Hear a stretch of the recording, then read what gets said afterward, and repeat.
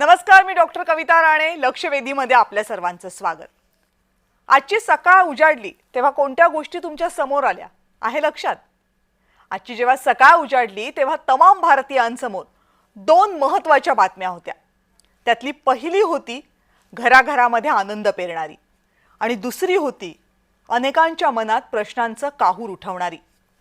जीएसटीचे म्हणजे goods and services tax जो भारतामधल्या अनेक वस्तूंवर लागतो, सर्व्हिसेसवर लागतो, त्याचे 2 स्लॅब कमी झाले. त्यामुळे अनेक वस्तूंच्या किमती कमी झाल्यात. त्याची अंमलबजावणी आजपासून झाली, कारण त्या नियम झाला होता अगोदर, पण अंमलबजावणीसाठी आजचा मुहूर्त निवडण्यात आला.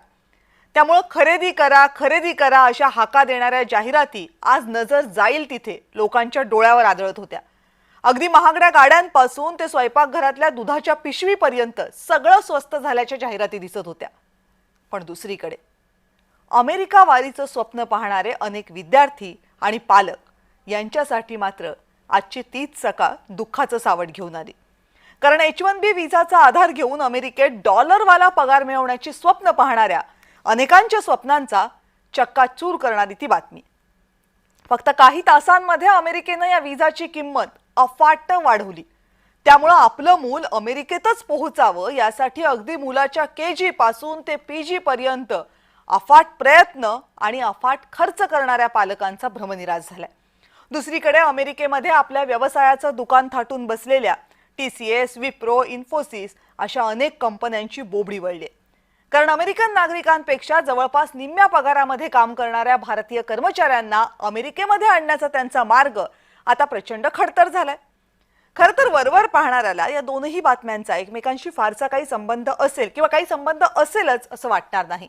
या दोनही बाबी एकमेकांवर परिणाम करतील असंही वाटणार नाही. पण आर्थिक जगामध्ये घडणाऱ्या गोष्टी या एकमेकांशी नीट जोडलेल्या असतात. त्यामुळे या दोन बाबी सुद्धा त्याला अपवाद नाहीयेत. अमेरिकेशी असणारा व्यापार आणि अमेरिकेतील अनिवासी भारतीयांकडून येणारे डॉलर्स हे भारतासाठी अत्यंत महत्त्वाचे आहेत. डोनाल्ड ट्रम्प यांच्या अध्यक्षपदाच्या दुसऱ्या कार्यकाळात त्यांनी भारताच्या या दोनही शक्तीस्थळांवर थेट घाला घालायला सुरुवात केली. त्यामुळेच एकीकडे टॅरिफवर विजा संदर्भात भारतानं अमेरिकेशी चर्चा सुरूच ठेवली आहे, पण ते असतानाच देशांतर्गत आर्थिक बदलांवर भर द्यायला सुरुवात केली आहे. अमेरिकेचा व्हिसा हा अनेकांसाठी सुखी आयुष्याचा, संपन्नतेचा आणि आनंदाचा राजमार्ग असतो. पण हाच व्हिसा आता आवाक्याबाहेर जातोय. फक्त अमेरिकेत जाऊ इच्छिणाऱ्या भारतीयांवरच नाही, तर इतरही अनेक घटकांवर याचा परिणाम होणार आहे. या सगळ्या बदलांबद्दल आणि या घटकांबद्दल बोलूया, पण त्या अगोदर या एकूण विषयाचा आढावा घेणारा हा रिपोर्ट बघूयात. आधी 1,32,000 रुपये, आता 88 लाख रुपये ही किंमत आहे अमेरिकेच्या H1B विजाची.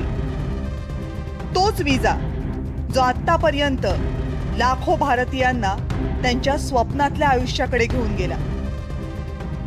तोच विजा ज्यानं आतापर्यंत लाखो भारतीयांना डॉलरमधला पगार दिला. तोच विजा ज्यानं आतापर्यंत लाखो भारतीयांना कायमचं अमेरिकेत राहण्याचा मार्ग दाखवला. पण गेल्या 24 तासात या विजाची किंमत तब्बल 88 लाख रुपये झाली आहे आणि त्यामुळं अनेकांच्या चेहऱ्यावरची चिंता वाढली आहे. ट्रम्प सरकारनं विजाच्या या फीमध्ये बदल करताना कोणतीही पूर्वसूचना दिली नाही आणि फक्त काही तासांच्या आतच नवे नियम लागू केले. अमेरिकन वेळेनुसार 21 सप्टेंबर 2025 पासून नवं शुल्क लागू करण्यात आले. विजासाठी 88 लाख रुपये ही फी एकाच वेळी भरावी लागणार आहे. जुन्या नियमांनुसार विजासाठीचं शुल्क दरवर्षी भरावं लागत होतं. पण 21 सप्टेंबर 2025 पूर्वी ज्यांनी विजा घेतलाय त्यांना नवं शुल्क लागू नसेल. 21 सप्टेंबर नंतर जे विजासाठी अर्ज करतील त्यांना नवं शुल्क लागू असेल. 2024 मध्ये अमेरिकेतील 70% H1B विजा हे भारतीयांना मिळाले होते, तर 2024 मध्ये अमेरिकेचे 11% H1B विजा हे चीनच्या नागरिकांना मिळाले होते. याचा अर्थ H1B विजाच्या बदललेल्या नियमांचा सगळ्यात मोठा फटका हा भारतीयांनाच बसणार आहे. अमेरिकेतील भारतीय कंपन्याच नाही, तर अमेझॉन, गुगल, मायक्रोसॉफ्ट अशा बहुराष्ट्रीय कंपन्यांनाही याचा फटका बसेल. पण हा H1B विजा नेमका आहे काय? H1B व्हिसा हा अमेरिकेत काम करण्यासाठीचा एक तात्पुरता वर्क व्हिसा म्हणजे कामासाठी दिला जाणारा व्हिसा आहे. अमेरिकेतील कंपन्यांना विशेष व्यवसायांमधील उच्च आणि कुशल परदेशी कामगार नेमण्याची सोय या व्हिसामुळे करता येते. हा व्हिसा मिळवायचा असेल तर संबंधित कामासाठी आवश्यक असलेली किमान बॅचलर पदवी असणं आवश्यक असतं. H1B व्हिसा हा सहसा 3 वर्षांसाठी वैध असतो आणि या व्हिसाची मुदत आणखी 3 वर्षांसाठी वाढवता येते. अमेरिकन अर्थव्यवस्थेला मदत व्हावी आणि कुशल मनुष्यबळ मिळावं यासाठी अमेरिकन सरकारनं हा कार्यक्रम राबवला. H1B व्हिसामुळे अमेरिकन कामगारांच्या नोकऱ्यांवर परिणाम होत असल्याचा आरोप मात्र होऊ लागलाय. H1B व्हिसामुळे फक्त भारतीयांचाच फायदा झाला असं नाहीये, तर अमेरिकेच्या अर्थव्यवस्थेलाही त्यामुळे मोठा फायदा झाला. जगभरातील विशेषतः भारतामधील कुशल मनुष्यबळ त्यामुळं अमेरिकेला सहजरित्या मिळालं. विज्ञान आणि गणित या 2 विषयांमधील भारतीय विद्यार्थ्यांचं प्रावीण्य अमेरिकेच्या तंत्रज्ञान विकासाचा महत्त्वाचा पाया ठरलं. पण सध्या अमेरिकेमध्ये स्वकीय विरुद्ध परकीय या वादाला तोंड फुटले. मोठ्या संख्येनं अमेरिकेमध्ये स्थिरावणारे भारतीय आपल्या नोकऱ्या घेत आहेत अशी भावना अनेक अमेरिकन नागरिकांच्या मनात आहे आणि ट्रम्प सरकार त्याच भावनेला विविध मार्गांनी फुंकर घालतंय. पण अमेरिकेच्या या निर्णयानं दोनही देशांचं नुकसान होणार आहे आणि याचाच अंदाज बांधून भारतानं देशांतर्गत पातळीवर आधीच उपाय करायला सुरुवात केली आहे. ब्युरो रिपोर्ट, जय महाराष्ट्र. तर हा विषय जितका आंतरराष्ट्रीय आहे तितकाच भारतीयांसाठी प्रचंड महत्त्वाचा आहे. कारण एक आकडा जो आपण पाहिला की H1B व्हिसाचे सगळ्यात जास्त लाभार्थी किंवा सगळ्यात मोठे लाभार्थी कोण असतील तर ते भारतीय. कारण जर अमेरिका 100 H1B व्हिसा देत असेल तर त्यातले जवळपास 70 व्हिसा हे भारतीयांना मिळतात आणि त्यातही सगळ्यात महत्त्वाचं म्हणजे IT कंपन्यांमध्ये जे काम करणारे आहेत त्यांना याचा सगळ्यात मोठा लाभ होतो.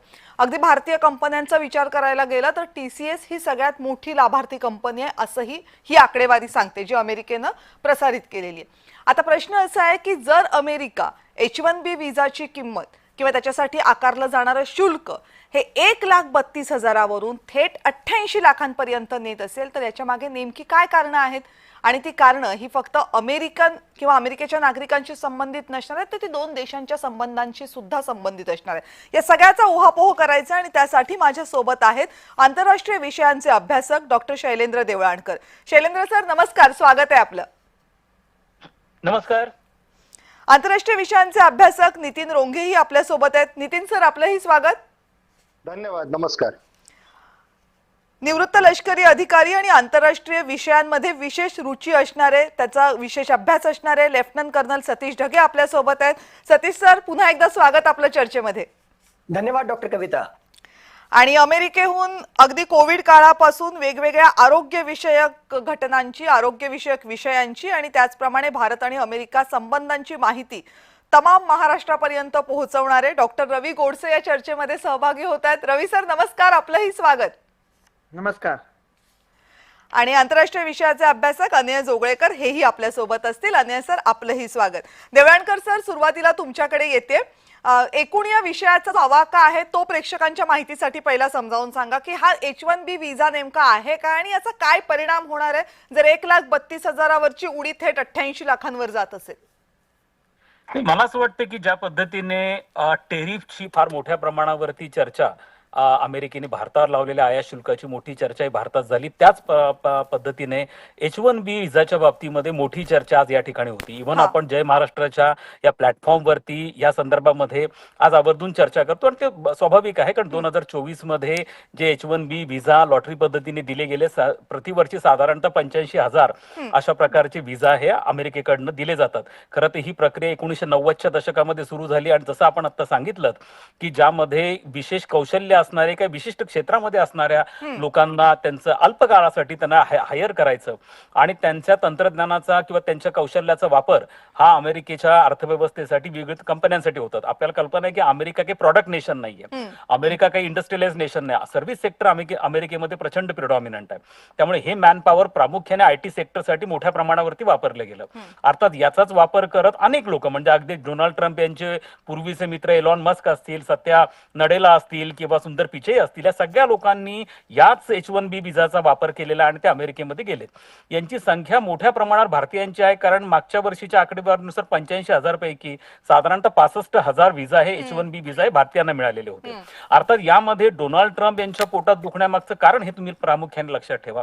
ते अशा पद्धतीने होतं की आता हा एक ज्या कारणासाठी हा H1B व्हिसा सुरू केला गेला की अत्यंत कौशल्य असणारे काही स्पेसिफिक फील्डमध्ये असणाऱ्या लोकांना घ्यावं. मात्र आता असं व्हायला लागलंय की आपल्याकडच्या IITs आणि IIM मधल्या अनेक फ्रेशर्स जे पासआउट होत आहेत त्यांना प्रामुख्याने मोठ्या प्रमाणावर हायर केलं जात आहे. अर्थात मुलांची पण त्याकडे ओढ आहे. आता यांना जो अॅन्युअली सॅलरी ऑफर केला जातोय तो अप्रॉक्सिमेटली 60 ज्याला आपण $1,000 म्हणतो किंवा $70,000 आहे. आता मुद्दा असा येतोय की साधारणतः अमेरिकन नागरिकाला ज्या वेळेला ही कंपनी हायर करते तेव्हा त्याला $1,00,000 द्यावा लागतो. त्यामुळे या कंपन्यांना $30,000 ते $40,000 त्या ठिकाणी फायदा होतो आहे. आता मुद्दा असा आहे की यामुळे जो इलेक्शनच्या प्रचारादरम्यान डोनाल्ड ट्रम्प यांनी अत्यंत महत्वाचा मुद्दा बनवलेला होता तो असा होता की स्थानिकांचे जॉब्स याच्यामुळे जात आहेत, मोठ्या प्रमाणावरती लोक भारतामध्ये येत आहेत, हा मुद्दा होता. आणि इलिगल म्हणजे एकूणच इमिग्रेशन निर्वासितांचा मुद्दा हा प्रामुख्याने चर्चेला आला होता. आपण हे लक्षात घेणं गरजेचं आहे की डोनाल्ड ट्रम्पच्या बाबतीमध्ये त्याला जे मार्गदर्शन करणारे किंवा त्याची जी ऍडवायझरची टीम आहे ही अमेरिकेमधले निओ कन्झर्वेटिव्ह आहेत. हे अति उजव्या विचारांचे एक असा वर्ग आहे की जो प्रामुख्याने बायबल बेल्ट किंवा काऊ बेल्ट म्हणून ओळखला जातो, ज्यांनी जॉर्ज बुशच्या काळामध्ये जेव्हा अमेरिकेवरती दहशतवादी हल्ला झाला होता त्यावेळेला प्रचंड मोठ्या प्रमाणावरती हा वर्ग बाहेर आला आणि जॉर्ज बुश ज्युनियरला यांनी निवडून दिलेलं होतं. हाच वर्ग मोठ्या प्रमाणावरती बाहेर आला आणि त्यांनी डोनाल्ड ट्रम्प यांना देखील निवडून दिलेला आहे. हा जो अति उजव्या विचारांचा आहे तो America first, to make America great again वगैरे अशा स्वरूपाच्या स्लोगननी कमालीचा प्रभावित झालेला आहे. आता मुद्दा कविता मला असं वाटतोय की याच्यातनं दोन प्रवाह मला स्पष्टपणे दिसून येत आहेत. एक तर पहिली गोष्ट म्हणजे की आता अमेरिकेच्या अर्थव्यवस्थेला इतकी उतरती कळा लागली आहे का की त्यांना H1B व्हिसा मधनं सुद्धा रेव्हेन्यू जनरेट करावा लागतोय. हा सगळ्यात कळीचा मुद्दा आहे. याच्यातनं खरंच त्यांची अवस्था वाईट आहे हे स्पष्ट होतं. आज $30 ट्रिलियन तुमच्या जीडीपीचा आकार आहे, $36 ट्रिलियन तुमच्यावर कर्ज आहे, प्रतिवर्षी तुम्हाला $1 ट्रिलियन लोन घ्यावं लागतंय, त्यातला अर्ध तुम्हाला इंटरेस्ट मध्ये द्यावं लागतंय. मग तुम्ही आयात शुल्क वाढवता आहात, नोकर कपात करता आहात आणि आता तुम्ही H1B मधनं पैसा जनरेट करता आहात. ऍक्च्युली सुरुवातीला हा प्लॅन होता की सध्या अमेरिकेमध्ये 20 लाख लोक हे H1B व्हिसावाले आहेत, यांचं पुढच्या वर्षी रिन्युअल होणार आहे. त्यामुळे पहिले तर अशा स्वरूपाचं वातावरण होतं की या 20 लाख लोकांकडनं हे 88 लाख रुपये वसूल केले जाणार आहेत, म्हणजे त्यांच्या स्पॉन्सर कंपन्यांकडनं केले जाणार आहेत. पण नंतर त्यांनी स्पष्ट केले की नवीन यांच्यासाठी असेल, त्यामुळे हा एक बऱ्यापैकी रिलीफ आहे. दुसरा मुद्दा असा आहे की टायमिंग बघा काय आहे ते. हा जो टायमिंगचा पार्ट वाटतो हा मला कुठेतरी भारतावरती प्रेशर क्रिएट करणारा वाटतो, कारण याचा सगळ्यात मोठा बेनिफिशियरी कोण आहे? भारत आहे. आता हा जो टायमिंग निवडला गेलाय, एक तर डोनाल्ड ट्रम्प पहिले आपल्याशी कोणत्याही प्रकारचे व्यापार टॉक्स करायला तयार नव्हते, आता व्यापार टॉक्स सुरू झालेले आहेत. त्यांचं डेलिगेशन भारतात येऊन गेलं. पियुष गोयल यांच्या नेतृत्वातलं डेलिगेशन नेक्स्ट वीकला अमेरिकेला जात आहे. आता ही चर्चा सुरू आहे. नेहमी डोनाल्ड ट्रम्प यांचा हा प्रकार बघितला की ज्या ज्या वेळेला असे टॉक्स होतात, चर्चा होतात, डिस्कशन होतात, त्याच्या पूर्वी ते अशा प्रकारचे प्रेशर टॅक्टिक्स वापरतात. अगदी त्यांनी जेव्हा डोनाल्ड ट्रम्प अध्यक्ष झाले पहिल्या महिन्यात पंतप्रधान मोदी त्यांना जेव्हा भेटायला गेले त्याच्या एक दिवस अगोदर त्यांनी प्रेस कॉन्फरन्स घेतली आणि सांगितलं की India is a tariff king.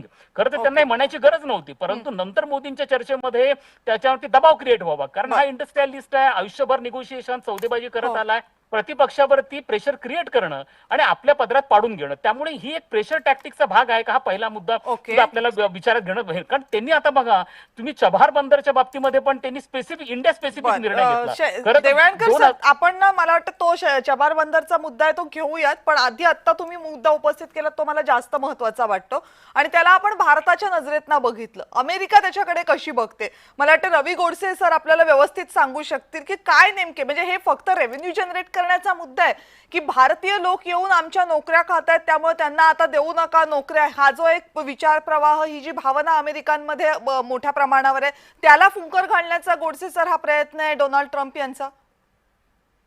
नाही हो, हे दोघं एकमेकांचे चांगले मित्र आहेत. तुम्हाला ऐकू येते ना माझं? हो. आणि कसं आहे ना, प्रत्येक गोष्ट काही झाली ना आपण लगेचच्या लगेच अमेरिकेला हा रेसिस्ट आहे ते असं म्हणायला लागतो. आता देवळणकर सर म्हणत होते की प्रेशर टॅक्टिक्स घालताय अमेरिका. आता अगदी आपण प्रेमाने विचार करूया, अमेरिकेच्या बाजूने विचार करूया, अमेरिकेला काय वाटतं. आता चीन मध्ये जाऊन पुतीन आणि शी जिनपिंग त्याच्याबरोबर हस्तांदोलन करणं हे भारताच्या तऱ्हेने प्रेशर टॅक्टिक होतं अमेरिकेवर, तसं अमेरिकेच्या तऱ्हेने असेल. पण हे जे H1B वगैरे व्हिसा तुम्ही म्हणतात ना, पहिली गोष्ट मी भारतातल्या विद्यार्थ्यांना काय सांगेन, की अमेरिकेत तुम्हाला नुसतं शिक्षण नाही मिळत, तुम्हाला खूपच वेगळं काहीतरी, म्हणजे तुमचं आयुष्य बदलून जातं विचाराचं. पण आता भीती काय वाटते लोकांना, एवढे पैसे खर्च करायचे आणि MS करायचं, आणि MS केल्यानंतर जर काय H1 जॉबच मिळाला नाही तर मग एवढे पैसे खर्च कशाला करायचे. तर मी म्हणेन तरी तुम्ही अमेरिकेत या, जॉबची शाश्वती नसेल तरी, पण या पैशाचा खर्च, MS शिक्षणाचा खर्च आपल्या आईबापांवर नका टाकू. तुम्ही तुमचं इंडियातली डिग्री पूर्ण झाली की 1-2 वर्ष इंडियामध्ये काम करा, थोडे पैसे मिळवा, त्या पैशाच्या वापरात अमेरिकेत या. आणि दुसरं कसं आहे ना, हा H1B आहे ना, हा H1B व्हिसा आहे, तो अमेरिकेचा व्हिसा आहे ना. उद्या अमेरिकेने सांगितलं की आम्हाला H1B नकोच आहे, आम्ही बंद केला, तर अमेरिकेचा सार्वभौम हक्क आहे ना तो, त्यांना कोणी म्हणू शकत नाही बरोबर. अमेरिकेने काही ठिकाण नाही घेतलाय. आणि कधी कधी काय होतं ना, आपल्या लक्षात नाही येत गोष्ट. समजा पगार ते म्हणत होते $60,000 आहे, समजा आज $100,000 आहे. 85 लाख रुपये मिळत आहेत, 88 लाख रुपये मिळत आहेत त्या माणसाला. तर H1B चा अर्थ काय आहे, आपण भारतात नेपाळी सिटीजनना जॉब दिला आणि त्या दिवशी भारतीय नागरिकांना काढून टाकलं, तर भारतामध्ये केवढा गदारोळ उडेल.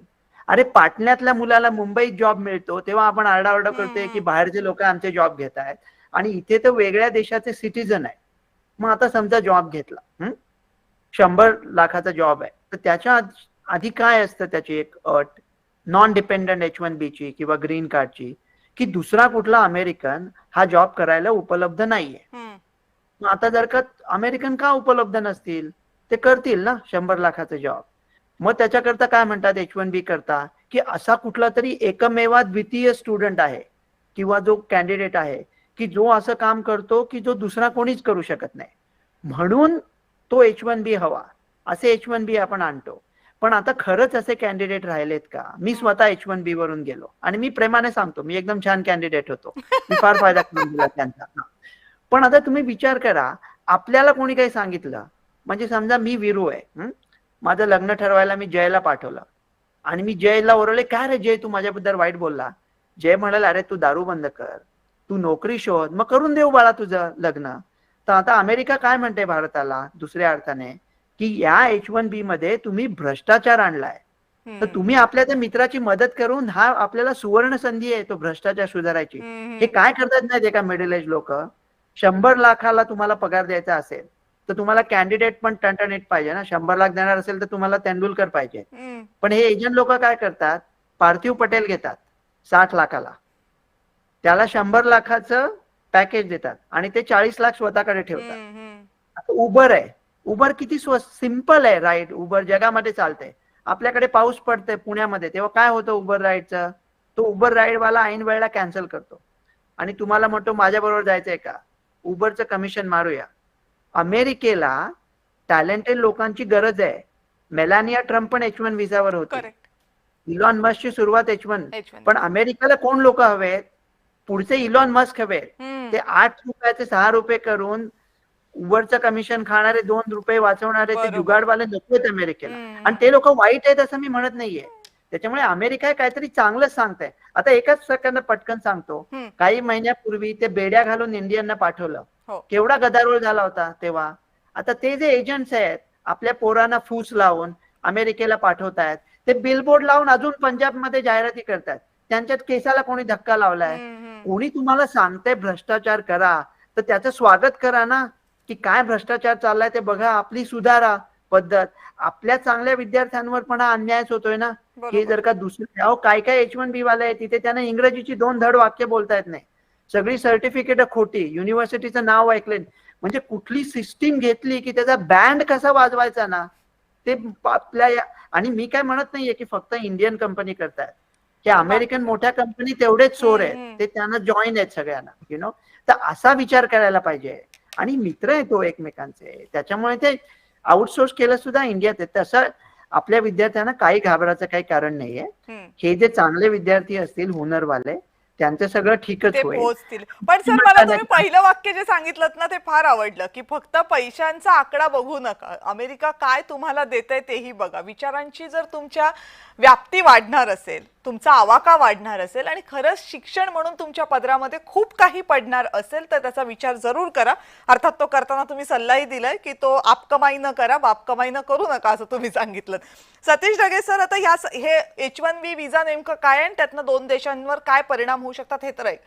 पण असं आहे की जसं आता गोडसे सरांनी सांगितलं हे काय आज नाही सुरू झालेलं आहे. ज्यांचे विजाची मुदत संपलेली आहे त्यांना भारतामध्ये परत पाठवणं, अगदी अपमानकारक रीतीनं परत पाठवणं. दुसरं टॅरिफचं नवीन प्रकरण सुरू करणं, मग तो 25%वरनं 50%वर नेणं आणि आता हे विजाचं प्रकरण. अमेरिका आपली दिशा आता स्पष्ट करते. पण अमेरिकेच्या डॉलरवर अवलंबून असणाऱ्या भारतानं सुद्धा आता ह्या सगळ्याला जर उत्तर द्यायचं असेल तर फक्त चर्चा करून भागणार नाहीये. त्यासाठी आपल्या अर्थव्यवस्थेमध्ये बदल करावे लागतील. गेल्या काही दिवसांपासून तुम्हाला कोणते ठसठशीत बदल दिसत आहेत ज्यांचा थेट संबंध हा आपल्याला या बदलांशी जोडता येऊ शकतो?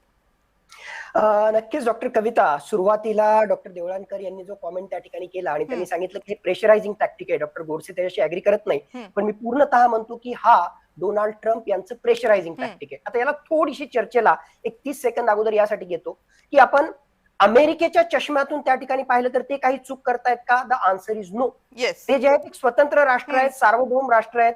गैर अमेरिकन नागरिक जर त्यांच्या देशामध्ये येत असतील तर त्यासाठी विजाचे काय नियम असावेत, काय वेगवेगळ्या प्रकारचे इलिजिबिलिटी क्रायटेरिया असावेत हे ठरवण्याचा पूर्णतः अधिकार जो आहे तो त्यांना त्या ठिकाणी त्याच्यानुसार त्यांनी केलेला आहे. आता एकूणच जे आहे म्हणजे तुम्ही जसं त्या ठिकाणी उदाहरण त्या ठिकाणी दिलं की 25+25 50% टेरिफ त्या ठिकाणी असो, म्हणजे आणि त्याआधीही इलिगल इमिग्रंट्स जे आहेत त्यांना बेड्या घालून पाठवणं त्या ठिकाणी असो, 50% टेरिफ असो आणि वेगवेगळ्या प्रकारची विधानं. आणि आता त्यातला पुढचा टप्पा जो आहे की भारत हा सर्वात जास्त डिपेंडंट जो आहे H1B विजाच्या माध्यमातून तिथे त्या ठिकाणी आणि त्याच्याशी रिलेटेड सुद्धा काही निर्णय घेणं, माझ्या मते हा नक्कीच प्रेशरायझिंग टॅक्टिक त्या ठिकाणी. मग आता याला जर त्या ठिकाणी कोणी रिस्पॉन्सिबल असेल तर मी म्हणतो अमेरिका रिस्पॉन्सिबल नाही, आपणच रिस्पॉन्सिबल आहे. बऱ्याच जणांना ते आवडणार नाही पण स्पष्टपणे मी त्या ठिकाणी सांगतो जे ग्लोरिफिकेशन आपण अमेरिकेचं केलेलं आहे ना, बाबा तिथे गेल्यानंतरच $1 = $1 = 85-88 रुपीज हा जो एक कन्सेप्ट तुम्ही त्या ठिकाणी त्याच्यात कन्सिडर केला, पण जे ग्लोरिफिकेशन केलेलं आहे की तिथलंच एज्युकेशन चांगलं,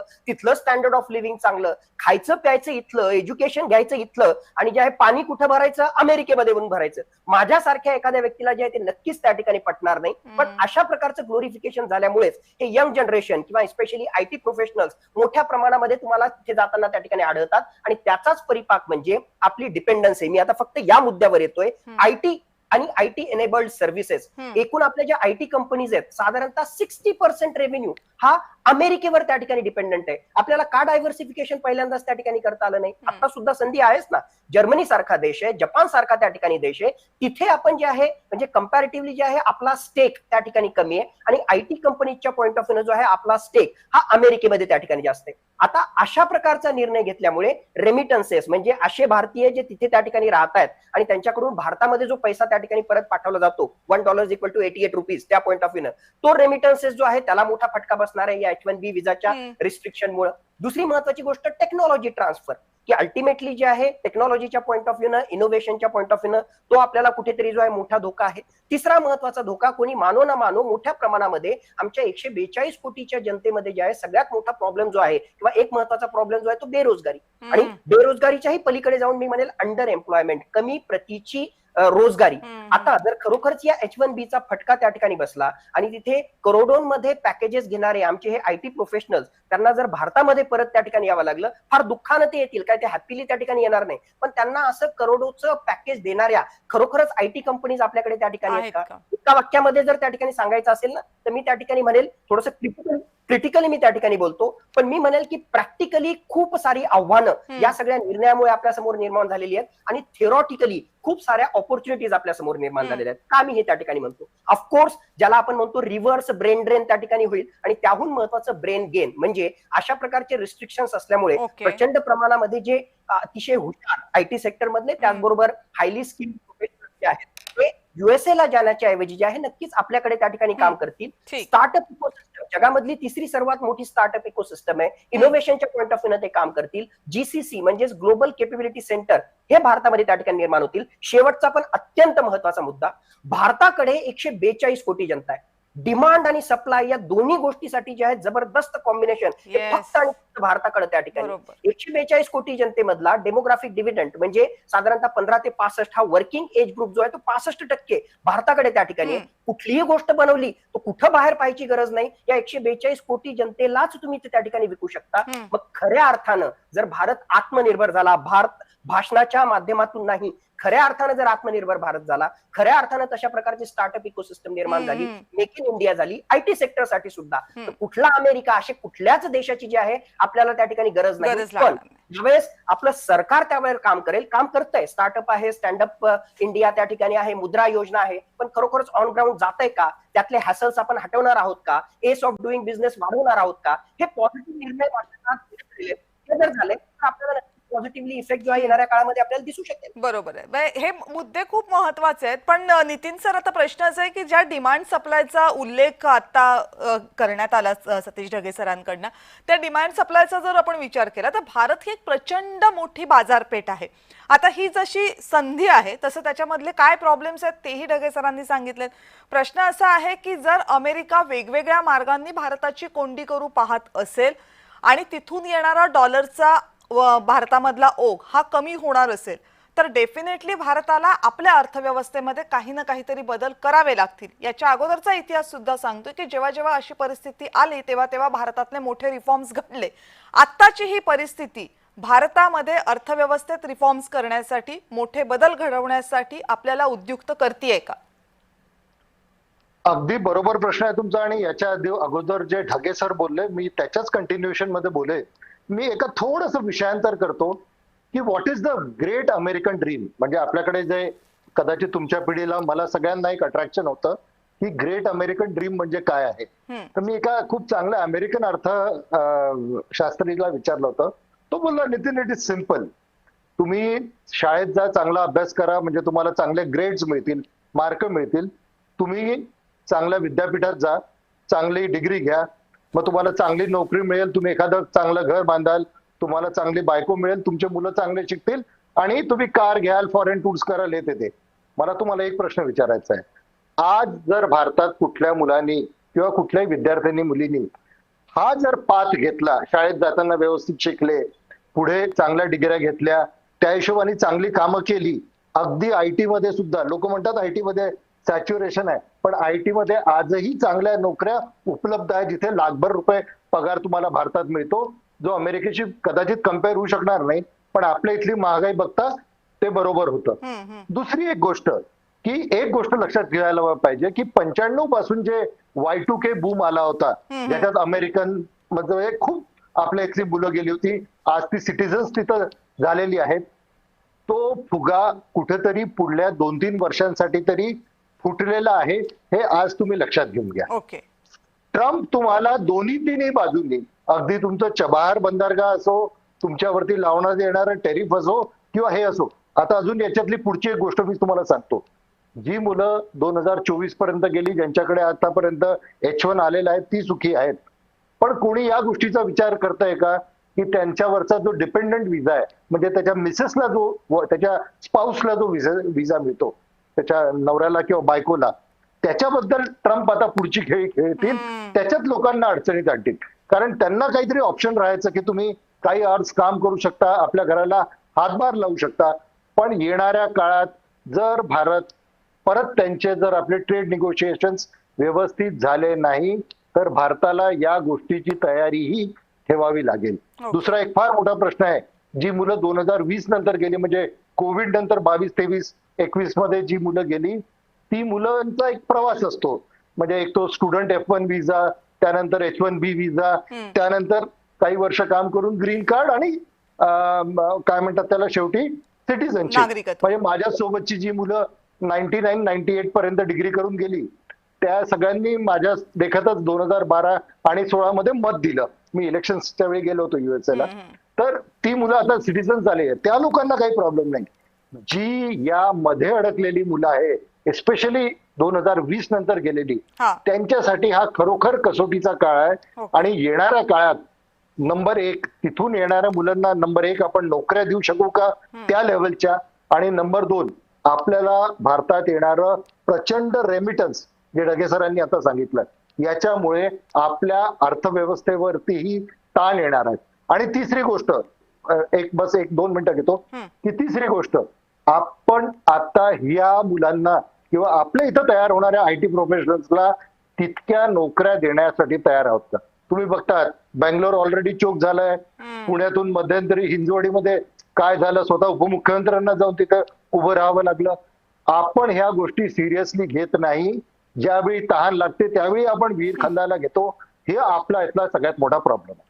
आणि सध्या तो आपल्याला दिसतोय. पण खरंच असं झालंय का शैलेंद्र सर? कारण गेल्या काही दिवसांमधल्या भारताच्या आर्थिक जगातल्या काही महत्वाच्या बाबी बघितल्या तर काय ठसठशीतपणे दिसतं. एक म्हणजे इन्कम टॅक्सचे स्लॅब आपले प्रचंड वाढले, 12 लाखांपर्यंत इन्कम टॅक्स नाहीये. दुसरं, आता GST मध्ये खूप मोठा बदल झालेला आहे, ज्याचे मोठे परिणाम कदाचित येत्या काही दिवसांमध्ये आपल्याला भारतीय अर्थव्यवस्थेवर दिसतील. आणि तिसरं, अमेरिका आणि इतर यंत्रणा सुद्धा भारताच्या अर्थव्यवस्थेवर प्रेशर टाकत असताना, प्रश्नचिन्ह निर्माण करत असताना, म्हणजे एका ठिकाणी असं म्हटलंही गेलं की भारतामध्ये गुंतवणूक करू नका अशा आशयाची वक्तव्य सुद्धा डोनाल्ड ट्रम्प आणि त्यांच्या सहकाऱ्यांकडून आली. मात्र असं असताना सुद्धा भारताच्या अर्थव्यवस्थेनं मागच्या तिमाहीमध्ये आपली ग्रोथ रेट चांगली दाखवलेली आहे. आता या सगळ्याचा जर आपण विचार केला तर त्याला ट्रिपल वॅमी म्हणता येईल आपल्याला. आणि भारताची अर्थव्यवस्था आता आपल्याला बदलली पाहिजे, याच अनुषंगाने हे बदल केले गेले होते. अमेरिका जे आता भारताबरोबर करते त्याची चाहूल भारताला आधीच लागली होती. कविता, मी तुमच्या या प्रश्नाचं उत्तर देतो. फक्त आता फॉरेन रेमिटन्सचा उल्लेख दोनदा आला, मी फक्त त्याविषयी एक छोटंसं क्लॅरिफिकेशन देतो. 2024 मध्ये भारताला 125 बिलियनचा फॉरेन रेमिटन्स आला. 125 बिलियन हा एशियामध्ये सगळ्यात हायेस्ट होता. आपण चायनालाही सुपरसीड केलं त्या बाबतीमध्ये. आता यामध्ये एक बाब अत्यंत महत्वाची लक्षात ठेवा, की जेवढा फॉरेन रेमिटन्स आपल्याला अमेरिकेवर येतो त्याच्या दुप्पट फॉरेन रेमिटन्स हा आपल्याला पश्चिम आशियामधनं, मिडल ईस्ट मधनं, ज्याला आपण म्हणतो इस्लामिक देशांमधनं येतो. जेवढे आमचे IT इंजिनियर्स आम्हाला पाठवत नाही तेवढे आमचे प्लंबर्स, इलेक्ट्रिशियन्स आणि छोटे जे सेमी स्किल्ड लेबरर्स आहेत ते आम्हाला मिडल ईस्ट मधनं पाठवतात. 123 देशांमधनं 3.5 कोटी भारतीय आहेत. त्यामुळे फार अमेरिकेतल्याच फॉरेन रेमिटन्स वरती आमची इकॉनॉमी डिपेंड असं नाहीये. हा पहिला मुद्दा. दुसरं, पैसा येतो तो रिझर्व्ह बँकेमध्ये बॉन्डच्या रूपाने असतो. आता मुद्दा महत्वाचा जो आपण रेज केलेला आहे तो हा यासाठी लक्षात ठेवा, की सातत्याने डोनाल्ड ट्रम्प यांच्या ह्या प्रेशर टॅक्टिक्स ज्या भारताच्या बाबतीमध्ये होतात आणि त्या दिशेने आपण काही जे बदल करतोय त्या माध्यमातून आपल्याला लक्षात घेतलं पाहिजे की साधारणतः 3 ते 4 महिन्यांपूर्वी डोनाल्ड ट्रम्प यांच्या आयात शुल्काचं हे सगळं प्रकरण सुरू झालं. अर्थात त्याच्या मागे जसं ढागे सर म्हणले त्यांच्या पर्स्पेक्टिव्ह मधनं बघितलं तर ऍब्सोल्युटली त्यांना त्यांची इकॉनॉमी त्या सगळ्या प्रॉब्लेम्स मधनं बाहेर काढायची, त्याच्यातनं $500 बिलियन रेव्हेन्यू जनरेट त्यांना आयात शुल्कामधनं करायचा. मात्र हे लक्षात ठेवा की ज्या देशांनी अमेरिकेबरोबर अग्रीमेंट्स केले, पहिला देश होता जपान होता, नंतर इंडोनेशिया, युरोपियन देशांनी त्यांच्यावर अग्रीमेंट केलं फर्स्ट 90 डेज मध्ये आणि त्यामुळे त्यांचं टेरिफ कमी झालं. यामध्ये ज्या जपाननी त्यांच्याबरोबर अग्रीमेंट केलं त्या जपानने ऍग्रिकल्चर सेक्टर ओपन केलं, MSME ओपन केलं, डेअरी फिशरीज ओपन केलं आणि जवळपास $500 बिलियन इन्व्हेस्टमेंट अमेरिकेमध्ये करायचं मान्य केलं. सिमिलरली इंडोनेशियाने केलं. त्यानंतर युरोपियन देशांनी $700 बिलियन इन्व्हेस्टमेंट मान्य केले आणि जवळपास ऍग्रिकल्चर सेक्टर ओपन केलं. त्या ऍग्रिकल्चर सेक्टर ओपन केल्याचे भयानक परिणाम शिंगेरू इशाबांना सहन करावे लागले आणि शिंगेरू इशाबांचा राजीनामा झाला जपानमध्ये. इंडोनेशियामध्ये अशाच प्रकारची प्रोटेस्ट सुरू आहेत. आता मुद्दा याच्यामध्ये लक्षात घेणं गरजेचं की ह्या सगळ्या गोष्टींमध्ये एकच देश असा आहे की ज्यांनी ह्या कोणत्याही प्रकारच्या प्रेशरला सक्षम करायला स्पष्टपणे नकार दिला. आता मुद्दा असा आहे की यामध्ये आपल्याला एक गोष्ट लक्षात ठेवणं गरजेचं आहे की डोनाल्ड ट्रम्प यांना ही बाब लक्षात घेणं गरजेचं आहे आणि आपण पण लक्षात घेणं गरजेचं आहे की भारताची इकॉनॉमी ही एक्सपोर्ट ओरिएंटेड इकॉनॉमी नाहीये. जरा कोणीतरी तुमच्याकडे बॅक ऑफिस मधनं बोलतोय आणि I am getting disturb, please जरा. तर आता होतं असं आहे की आपली इकॉनॉमी एक्सपोर्ट ओरिएंटेड नाहीये. साऊथ कोरियाचं उदाहरण घ्या. साऊथ कोरियाच्या GDP मध्ये ऑलमोस्ट 60% पार्ट हा एक्सपोर्टचा येतो. इंडोनेशियाच्या इकॉनॉमीमध्ये ऑलमोस्ट 80% पार्ट हा एक्सपोर्टचा येतो. चायनाच्या इकॉनॉमीमध्ये ऑलमोस्ट 30% पार्ट हा एक्सपोर्टचा येतो. भारताच्या इकॉनॉमीमध्ये जेमतेम 15% पार्ट हा इकॉनॉमीचा येतो. आमची सगळ्यात मोठी स्ट्रेंथ काय आमच्या इकॉनॉमीची? आमच्या इकॉनॉमीची सगळ्यात मोठी स्ट्रेंथ आमचं डोमेस्टिक कन्झम्पशन आहे. आमच्याकडची ह्यूज मिडल क्लास मार्केट आहे. जवळपास 42 कोटी ही भारतीयांची मिडल क्लास मार्केट आहे. आमच्या GDPच्या ऑलमोस्ट 10 to 11% हा फक्त एक्सपोर्ट मधनं येतो. आमच्या GDPच्या 42% पार्ट हा डोमेस्टिक कन्झम्पन. मी तुम्हाला तुम्हाला एक साधं उदाहरण देतो इलेक्ट्रॉनिक गुड्सचं. केवळ भारतामधलं इलेक्ट्रॉनिक गुड्सचं मार्केट हे $15 बिलियन आहे. त्यापैकी एसी एअर कंडिशनचं मार्केट हे $2 बिलियन आहे. त्यामुळे जर आपण हा विचार केला की आपणच आपल्याकडे मार्केटमध्ये पैसा खर्च करायचं, मोबाईल पैसा खेळता ठेवला आणि सगळं रोटेट करत गेलो तर आपल्याला इतकं डिपेंडेंट राहावं लागणार, इतका अफेक्ट होणार नाही. जेवढा साऊथ कोरियावरती होईल, जेवढा जपानवरती होईल, जेवढा इंडोनेशिया होईल, जेवढा युरोपियन याच्यावर होईल, कारण त्यांची एक्सपोर्ट ओरिएंटेड आहे. आपण एक्सपोर्ट ओरिएंटेशनकडे जातो आहोत.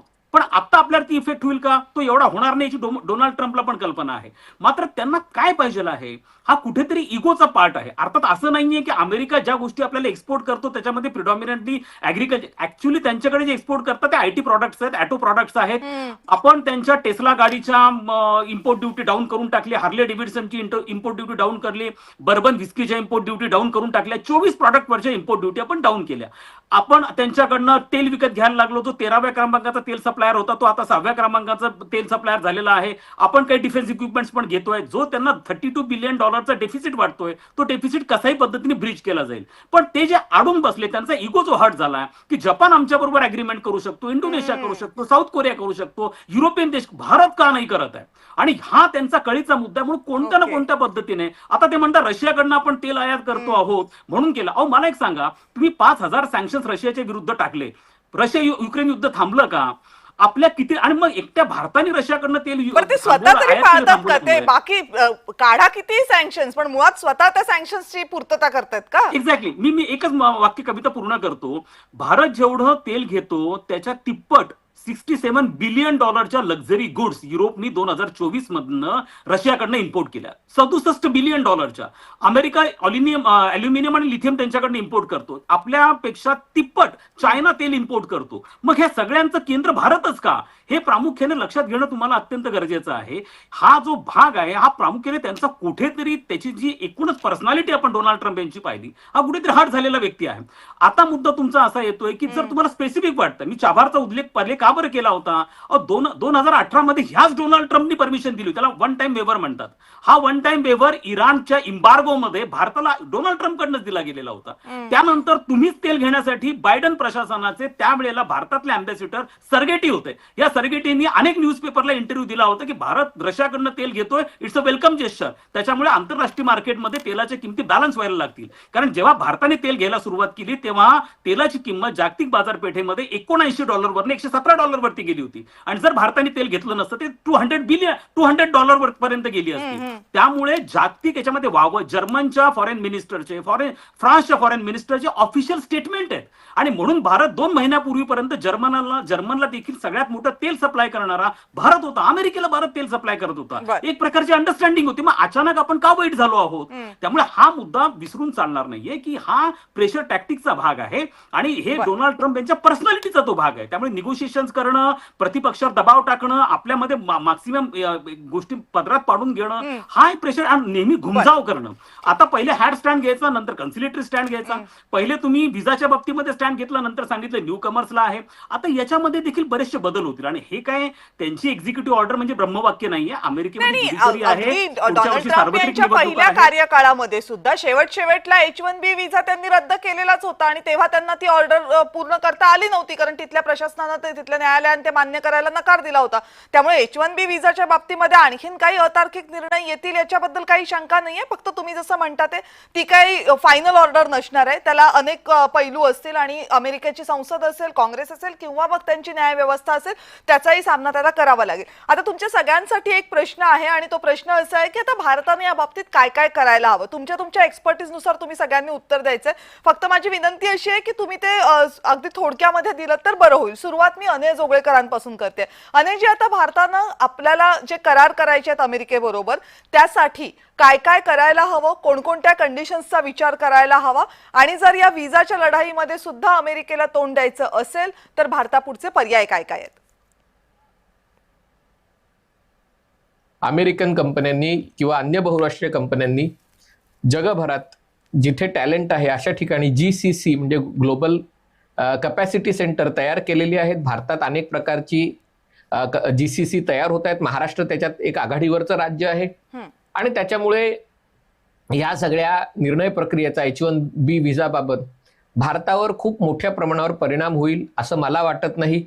एक गोष्ट मात्र नक्की आहे की जे भारतीय अमेरिकेत जाऊ इच्छितात त्यांच्यासाठी ही तितकीशी चांगली बातमी नाहीये.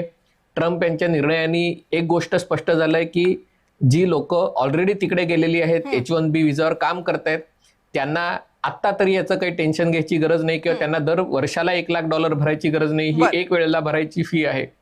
पण शेवटी अमेरिकेचं राजकारणही तिथल्या लोकानुनयावर अवलंबून आहे आणि त्यामुळे या निर्णयामुळे जर तिथल्या जनतेचं समाधान झालं नाही तर भविष्यात ट्रम्प यांना कदाचित अधिक कडक निर्णय घ्यावे लागतील आणि त्यामुळे भारताने याबाबत सावध भूमिका घ्यायला पाहिजे.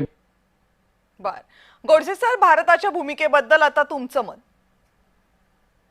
हे बघा, आपल्याला ना मी 3 गोष्टी पटकन सांगतो. हम्म. एक म्हणजे ना, आपल्याला स्वतःचं कौतुक करायची फार वाईट सवय आहे. सतत आपण कौतुक करत राहतो. आपण ना थोडं प्रॅक्टिकल पण राहायला पाहिजे. हे 88,000 जॉब आहेत हो, फक्त ठिपका पण नाहीये. म्हणजे अमेरिकेची तुम्ही न्यूज बघितली तर कुठेही H1B हा विषय नाहीये. आपण एवढी तावातावाने चर्चा करतोय. जेव्हा आपलं इंडिया पाकिस्तान युद्ध चाललं होतं आणि आपण म्हणत होतो ट्रम्पने क्रेडिट घेतलं, हे घेतलं, ते घेतलं, तेव्हा अमेरिकेमध्ये न्यूज काय होती माहितीये? अमेरिकेचा शिकागोचा मनुष्य पोप झाला होता. तो समोसा बरोबर चटणी ओतून घेतो का साईडला वाटीमध्ये घेतो, एवढं सगळं डिस्कशन अमेरिकेमध्ये होतं. काही खिजगंटीत नव्हतं त्यांच्या काय चाललंय. त्याच्यामुळे आपण सुद्धा ना एकदम रिअलिस्टिक स्वतःचं सतत कौतुक नाही करत बसायचं की काय रिअलिस्टिकली सिच्युएशन आहे हे ते बघायचं. दुसरी गोष्ट काय आहे की आता आपण स्वतःच्या कंझ्युमर्सना, मी त्याच्यावर एक व्हिडिओ पण टाकला होता मस्त, की तुम्ही जीएसटी कमी केलीत तर वस्तूंची किमती कमी होणार, किमती कमी झाल्यामुळे लोक घेणार, मार्केटला चालना मिळणार, हे सगळं होतंय ना. मग माझा एक चिमुकला प्रश्न आहे, अरे आधी का नाही केलं? अमेरिकेने नाक दाबल्यानंतर कशाला केलं? कशाला आपल्या करदात्यांकडून ओरबाडून घेत होता तेवढे जीएसटी? हे आधी समजत नव्हतं तुम्हाला की जीएसटी कमी केलं तर मार्केटला चालना मिळेल म्हणून? का आता अमेरिकेकडून तिकडे काहीतरी टॅरिफवर प्रॉब्लेम येतोय म्हणून असं करायचं? आणि तिसरी सर्वात सोपी गोष्ट काय माहितीये का, मला वाटतं डोनाल्ड ट्रम्प थोडे दुखावले गेले होते. आणि मी कुठे ते सांगतो. ते सुरुवातीला म्हणाले ना, मी हे सगळं युद्ध करणार आहे आणि मी अख्ख्या जगाच्या विरुद्ध जाणार आहे आणि अमेरिका करणार आहे, तेव्हा त्या आमच्या इकडचे डेमोक्रॅट्स त्यांच्यावर तुटून पडले होते, कोर्ट्स त्यांच्यावर तुटून पडली होती. त्यांना अगदी एकटं वाटत होतं आणि जगामध्ये त्यांना वाटलं की हा भारत आपला मित्र आहे, इंग्रजी बोलतो, लोकशाही आहे, तो आपल्या बरोबर पहिलं डील करेल, अनाऊन्स करू, मग सगळं जग लाईनीमध्ये येईल. तर भारताचं काय झालं ना, दुर्दैवाने आपले ब्रिटिश गेलेत पण बाबू राहिले. त्याच्यामुळे भारत असं पटकन डिसिजन घेतच नाही. हा ट्विटरचा जमाना आहे हो, इंस्टाग्रामच्या रीलचा जमाना आहे. याच्यामध्ये बुलकुडे मॅडमची सही आणा आणि त्या ट्रू कॉपीवर हे वगैरे करा, असलं नाही वेळेपणा चालत. आता मी साऊथ कोरियाचे हे बोलत होते देवळणकर, मी काल साऊथ कोरियामध्ये होतो. त्यांचा व्हिसा, इमिग्रेशन वगैरे 3 सेकंदात होतं. चेहरा बघितला गेलं. भारतामध्ये कशासाठी अप्लाय केलं होतं? 480 बाय 380 पिक्सल. अरे हसं होतं यार जगामध्ये. थोबडा दिसतोय ना, पुष्कळ झालं फोटोसाठी. ही सगळी बाबूगिरी थांबवा. त्याच्यामुळे ट्रम्प त्याच्या थोडे दुखावले गेले की त्यांना वाटलं भारत आपल्या बरोबर डील करेल म्हणून. पण आता चांगलं होतंय ना, भारताला जीएसटी कमी करा, भारताच्या यांना चांगली चालना द्या. आणि हे 71% देत आहेत ना, कारण चायनामध्ये नाही द्यायचंय अमेरिकेला. चायना, भारत आणि अमेरिका हे खूप चांगले एकमेकांचे नॅचरल दोस्त आहेत. चायनाची भीती दोघा नाहीये, त्याच्यामुळे सगळं ठीक होणार आहे. आता त्याची प्रत्येक विधानाला करू नका, पण जे काही करणार असाल ते पटपट करा. ते तोंडातल्या तोंडात पुटपुटायचं, काहीतरी हे टाकायची, जर खटाकर एक प्रेस कॉन्फरन्स घेऊन टाका, सगळं काय आहेचं नाही बोलून टाका. ते इंस्टाग्रामच्या रील मध्ये असली काही फरमाना बिरमाना सायक्लो स्टाईल काढू नका तुम्ही. कधी अधिकारी वगैरे करतात की नाही तुम्हाला फोन विचारायला की बाबा आम्ही काय करू म्हणून? नाही अहो, ते मी सांगतो ना, ते सगळं 3 महिन्याने करतात. मला क्रेडिट, मी कोविड पासून बघतोय, फक्त मला क्रेडिट मिळून. आणि मी पटकन एक सांगू का आपल्याला, 1 मिनिट असेल तर? ढगे सर म्हणाले होते ना की बाबा हे इथे शिकले आणि जास्ती पैसे मिळतात. अहो जास्ती पैसा करता सगळेच जातात, नाही मिळतात, पैसे खूप मिळतात, पण जास्ती पैसा. आता माझे इंडियातले दोस्त आहेत ना, आम्ही युरोपमध्ये भेटतो, त्यांच्या खिशातून पैशाचं पुडकं खाली पडलं ते म्हणतात आपण पुष्पा आहे, आपण झुकेगा नाही. ते पैसे उचलायला खाली पण वागत नाही. तो इंडियामध्ये मी पैसे मिळवले ते कुठे, इथे अमेरिकेत येतो कारण तुमच्या आयडियांची किंमत होते.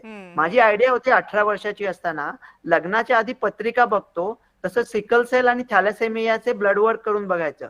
इंडियातले 3 लाख जीव वाचले असते. त्या माझ्या आयडियावर एक काका आमचे हसत होते, ते अजून हसतायत, त्याला 30 वर्ष झाली.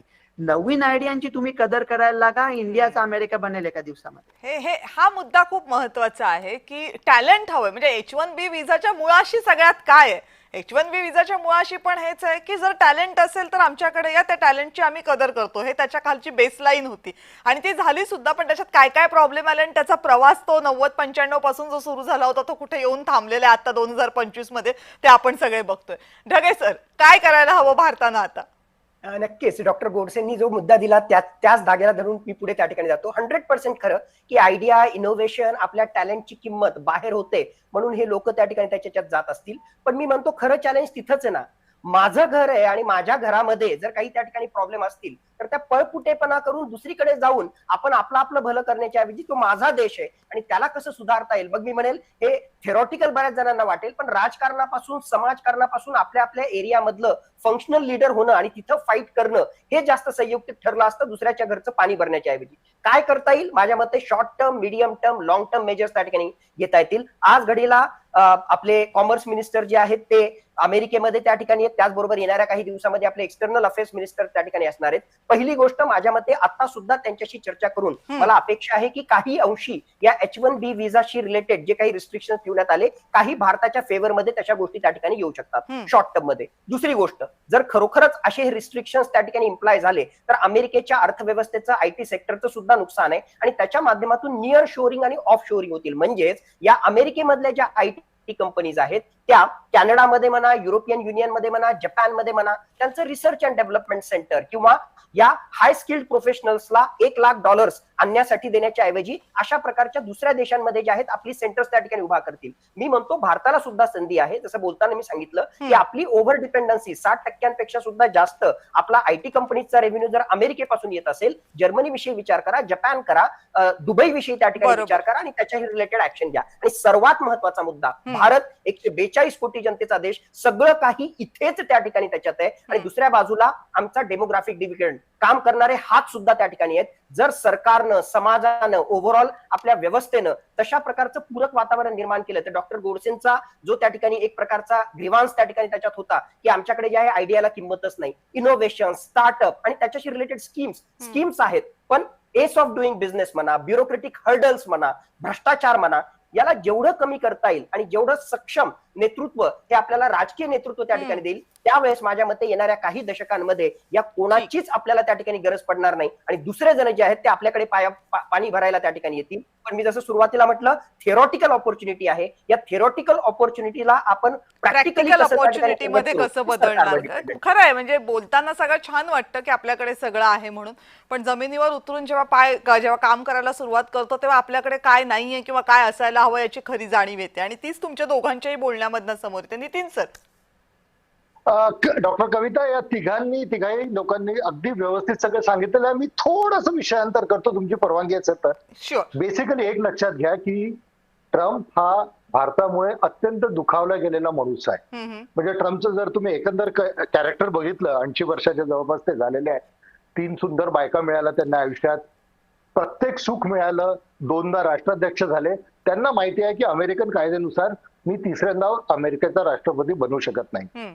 त्यामुळे त्यांनी आता पाकिस्तान आणि इंडियामध्ये मी सगळं केलं, मी जगात 7 युद्ध थांबवली, त्यामुळे मला नोबेल द्या, आणि भारताने त्यांना सपोर्ट केलं नाही याचं त्यांना दुःख आहे.